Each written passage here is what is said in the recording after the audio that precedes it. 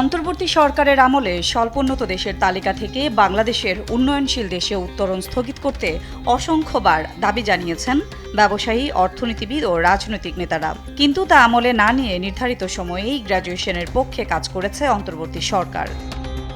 নিয়ম অনুযায়ী চলতি বছরের ২৪ নভেম্বর স্বল্পোন্নত দেশের তালিকা থেকে বাংলাদেশের উত্তরণের কথা।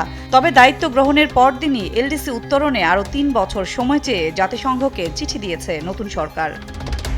এলডিসি উত্তরণ পিছিয়ে দিতে চিঠিতে বেশ কিছু যুক্তি তুলে ধরেছে তারেক রহমানের সরকার। সেখানে বলা হয়েছে ৫ বছরের প্রস্তুতি একের পর এক দেশি ও আন্তর্জাতিক সংকটে গুরুতরভাবে ব্যাহত হয়েছে।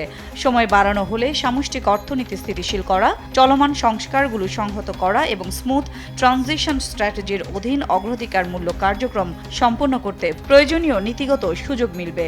চিঠিতে এলডিসি পরবর্তী বাণিজ্য সুবিধা নিয়ে বাড়তে থাকা অনিশ্চয়তার কথাও উল্লেখ করা হয়েছে। নতুন সরকারের এই উদ্যোগকে ইতিবাচক হিসেবে দেখছেন বিশেষজ্ঞরা। এলডিসি গ্র্যাজুয়েশন পিছিয়ে দিতে বাংলাদেশ যেসব কারণ দেখিয়েছে তা যথেষ্ট যৌক্তিক বলে জানান তিনি। বিজনেস মহল থেকে কিন্তু অনেক আগে থেকেই রিকোয়েস্ট করা হচ্ছিল যে পরিবর্তিত পরিস্থিতিতে যেহেতু অনেকগুলি ইকোনমিক ট্রেন্ড আছে, ইনফ্লেশন বেড়ে গেছে, ভবিষ্যৎ হোক নিরাপদ, বিনিয়োগ হোক বিশ্বস্ত, আর আমার পছন্দ সল্ট বে। ওয়েলকাম টু সল্ট বে।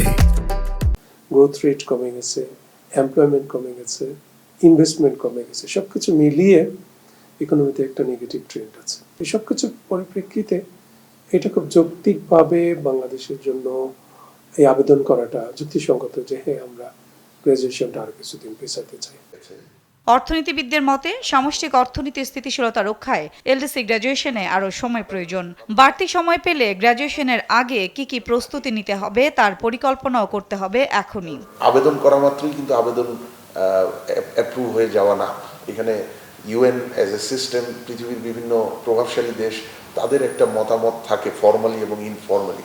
তো সেই জায়গাটায় আমাদের ম্যানুভারিং করে সেটা সিকিউর করতে হবে। আর সবচেয়ে গুরুত্বপূর্ণ, যদি আমরা এটা পাই তাহলে সেই ৩টা বছর আমরা একেবারে second by second, day by day আমরা কিভাবে কাজে লাগাবো সংস্কার এবং সক্ষমতার ইমপ্রুভমেন্টে, সেটার পরিকল্পনা এখনই তৈরি হয়ে যেতে হবে। এদিকে বাংলাদেশের আবেদন সহ এলডিসি গ্র্যাজুয়েশনের পাইপলাইনে থাকা নেপাল ও লাওসের পরিস্থিতি পর্যালোচনায় সোমবার নিউ ইয়র্কে ৫ দিনের বৈঠকে বসছে জাতিসংঘের কমিটি ফর ডেভেলপমেন্ট পলিসি ইউএনসিডিপি।